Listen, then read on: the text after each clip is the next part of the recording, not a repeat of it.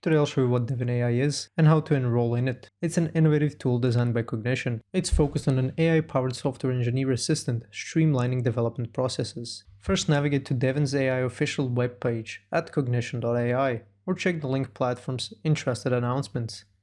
Then simply click on Get Started. From here you'll have to select if you're an individual or a company. Then provide your information.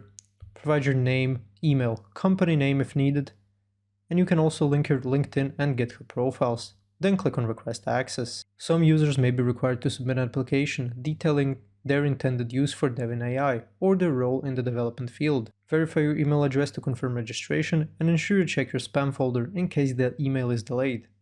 Once approved, you'll receive further instructions to download the software or access Devin AI via a web portal. Follow Cognition on social media or subscribe to the newsletter for updates on Devin AI's full release or beta versions. If you're not accepted for early access, you can reapply with detailed use cases or wait for the public release phase. Thanks for watching. If this video was helpful, please like and subscribe to our channel for more tips and tutorials.